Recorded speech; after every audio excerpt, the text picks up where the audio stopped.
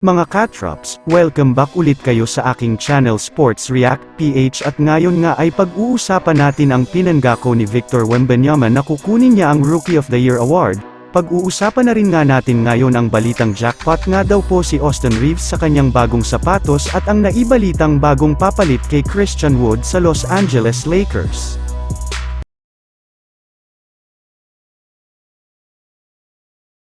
Matapos nga na maging 2023 first overall pick si Victor Wembanyama ay marami na nga ang naniniwala na siya nga daw po ang tatanghalin bilang Rookie of the Year sa darating na season.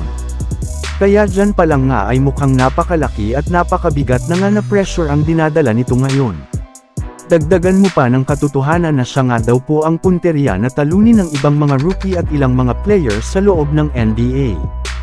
Pero sa kabila nga niyan, ay sinabi pa rin naman nga ni Victor Wembanyama, kahit man nga daw po maraming mga player ang balak siyang talunin ay sinisigurado nga po niya na magiging maganda ang kanyang unang taon sa NBA sa pagkuha niya sa Rookie of the Year award.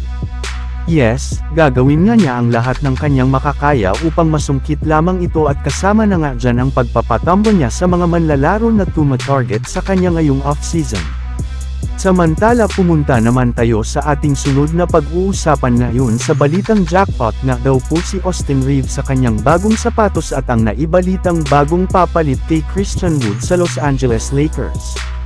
Naging maganda nga mga katrops, ang off-season na ito para kay Austin Reeves gayong kasabay lamang nga ng pagpirma niya sa Lakers ng napakalaking kontrata na umabot ng 4-year, $53.8 million ay nagkaroon rin naman nga siya ngayon ng kanyang kauna-unahang signature shoes na Regorer AR1 na inilabas rin mismo sa market ngayong araw.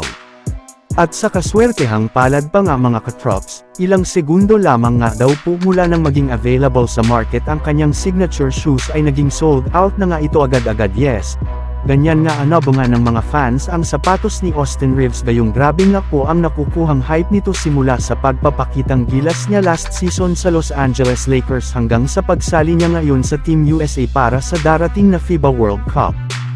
And speaking of Lakers mga katrops, pupunta na nga tayo sa ating sunod na pag-uusapan ngayon sa naibalitang bagong papalit kay Christian Wood sa Los Angeles Lakers.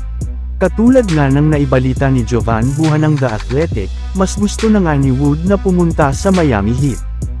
Kaya wala na ngang ibang choice ang Lakers kundi maghanap na lamang ng bagong center na available sa loob ng free agency.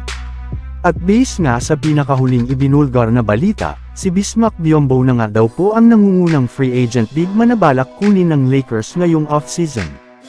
Bali, bagamat man nga hindi ito ganun kahusay pagdating sa opensa at malaki rin naman nga ang may tutulumang nito pagdating sa depensa at rebounding sa kanilang mga darating na laro. So yun lang nga mga katrops ang handog ko sa inyong storya ngayong araw. Sana nag-enjoy kayo. Please like and subscribe my YouTube channel Sports React PH para sa iba pang storya at update patungkol sa NBA. Kita-kits muli sa ating susunod na video.